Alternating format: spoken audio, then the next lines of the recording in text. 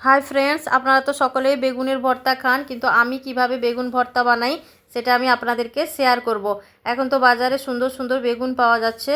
তো বেগুনগুলোকে আপনারা ফ্রেশ করে ধুয়ে নিয়ে একটু পুড়িয়ে নেবেন। পুড়িয়ে নেওয়ার পরে ওগুলো খোসা ছাড়াবেন। খোসা ছাড়ানোর পরে আপনারা একটু দেখে নেবেন যে বেগুনের ভেতরে কোনো পোকা আছে কিনা। তারপরে পরিষ্কার করে ছাড়িয়ে নিয়ে বেগুনটাকে ভালো করে ম্যাশ করে নেবেন। ভর্তা বানানোর জন্য পেঁয়াজ কুচি, টমেটো, কাঁচা লঙ্কা, ধনেপাতা আর 2-4 কোয়া রসুন নিয়ে নেব। আর গ্যাসে একটা কড়াই বসিয়ে তাতে একটু সর্ষের তেল দিয়ে দেব। এরপর কাঁচা লঙ্কা, রসুন কোয়া দিয়ে দেব, দিয়ে হালকা একটু আঁচে ভাজবো যাতে রসুন থেকে কাঁচা গন্ধটা চলে যায়। এরপর লাল লাল হয়ে গেলে তার মধ্যে আমরা পেঁয়াজ কুচি দিয়ে দেব। পেঁয়াজটা ততক্ষণ অবধি ভাজবো যতক্ষণ না পর্যন্ত পেঁয়াজটার কালার চেঞ্জ হয়ে লাল রঙের না হচ্ছে। এরপর এতে টমেটো দিয়ে দেব।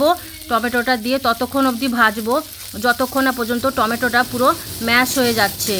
এরপর ভাজতে থাকবো। গ্যাসের ফ্লেমটা একটু লো করেই হালকা আঁচে ভাজবো। ভাজা ভাজা হয়ে গেলে এর মধ্যে আমরা বেগুনের ভর্তাটা দিয়ে দেব। এরপর হালকা আঁচে এটিকে নাড়াচাড়া করব। একটু নাড়াচাড়া করে এর মধ্যে হলুদ, নুন আমরা সামান্য দিয়ে দেব। এরপর নাড়তে নাড়তে দেখব যতক্ষণ পর্যন্ত বেগুনের ভেতরে যে একটা জল জল ভাব থাকে ওটা চলে না যাচ্ছে ততক্ষণ অবধি আমরা এটিকে নাড়াচাড়া করব। এবারে দেখুন বন্ধুরা, একটু শুকনো শুকনো হয়ে এসছে। এবারে এর উপরে একটু ধনেপাতা কুচি ছড়িয়ে দেবেন। এরপর গরম গরম ভাত কিংবা রুটির সঙ্গে খাবেন, খুব ভালো লাগবে।